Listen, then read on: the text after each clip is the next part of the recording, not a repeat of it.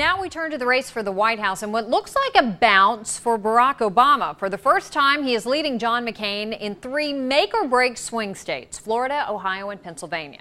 That's according to a Quinnipiac University poll, which just came out today. Now, of course, a lot can happen before November, but keep this in mind. No one has been elected president since 1960 without taking at least 2 of those states. So let's see how all of these changes look on the electoral map. Tom, give us a look.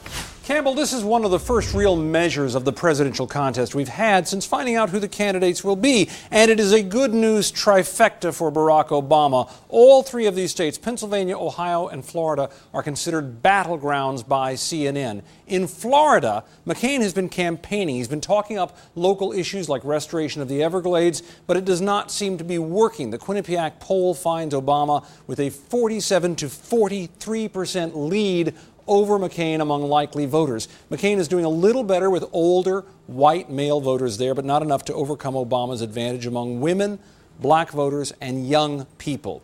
Swing up to Ohio. Same story, same reasons. Obama had genuine problems with white working-class voters here, and he still does, but despite that, the poll found that 48% of the voters like Obama, only 42% want McCain. And look at Pennsylvania. The bitterness must be gone.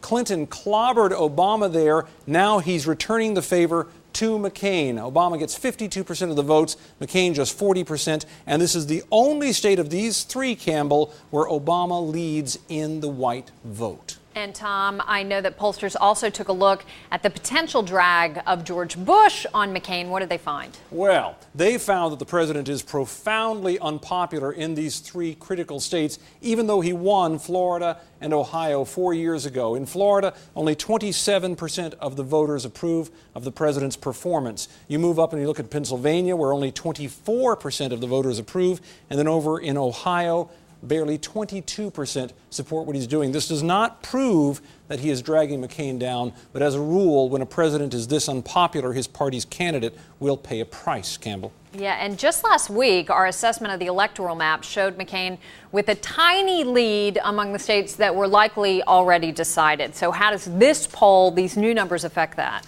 Well, Campbell, this was the map as we saw it then. Red for Obama, yellow for the battlegrounds, and blue for Obama, red for McCain, and yellow for the battlegrounds. That's what we saw back then. And McCain led by a slim 4 electoral votes.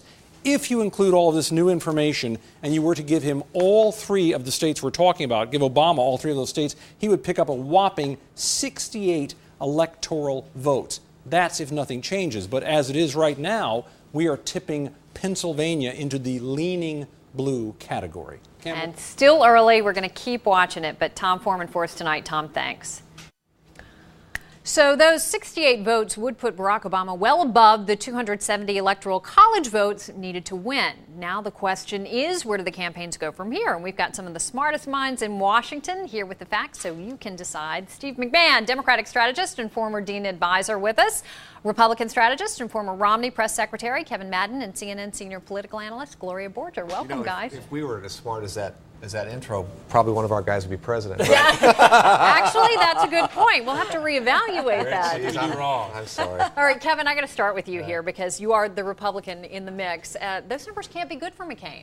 Well, 3 battlegrounds? Look, I think those numbers are good for Obama, and the fact that everybody was saying that, well, Ohio, Florida, and Pennsylvania, that he can't win those states, and he's not doing well with the voters there. And we've seen that he's made gains in just the last 2 weeks. A lot of that has to do with the amount of coverage that he's getting. He's had 2 weeks of incredible coverage about this inspirational and very new fact, the fact that he is the first African-American nominee, and that is probably reflected in these numbers. But let there be no doubt, the McCain campaign knows that they have tough battles on their hands in these states. They know they're not going to be granted wins there, and they have to work hard. Are you surprised, Gloria, by the size of his lead, especially in Pennsylvania, because he lost there, 10 points, I think, to Hillary Clinton in Pennsylvania? He did. I'm not surprised because when you look at the reason why he's winning, he's actually winning over independents by 11 points. He's winning over those white women voters, those Hillary Clinton voters that he needed to get back in the state of Pennsylvania. So those people are coming back to him, and that has made the difference for him. And if he can do that in Ohio, if he could do that in Florida, And he's really got a good shot at this election. But Democrats cannot win, Campbell, without Pennsylvania. He needs to win Pennsylvania. It's a must win.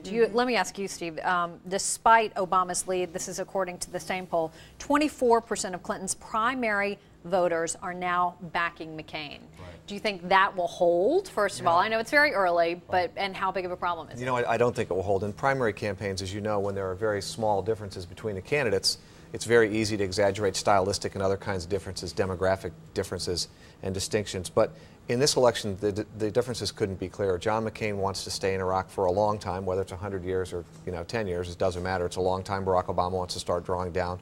On Social Security, there are big issues. On the economic future of this country and whether we should continue the Bush tax policies or go in a different direction. So the differences are so big that I think you're going to see Democrats increasingly come back in the fold. And when they do, these leads in these states are probably going to grow a little bit. Do you think we're going to see a divide? Because truthfully, I don't think we've really seen them go at it on the issues. I mean, we're still in that sort of post-primary mode. Right, Everyone's still sort of, getting used to Obama being the nominee. Well, I think the big difference here with Steve is that the Democrats seem to be employing hope as a strategy. They expect that these votes are going to come back. But I think that the McCain campaign is going to try and make this a contest of attributes. They're going to go after that 25% of Hillary Clinton voters that are tending to now say that they're going to support John McCain based on strength and readiness and experience. They're going to continue to hammer that home because they can just leave a little doubt with those voters that Barack Obama is just not ready to be president. He can get those voters in November. But if you look at the polls, experience is important to people, but change seems to be more important. It seems to still be trumping it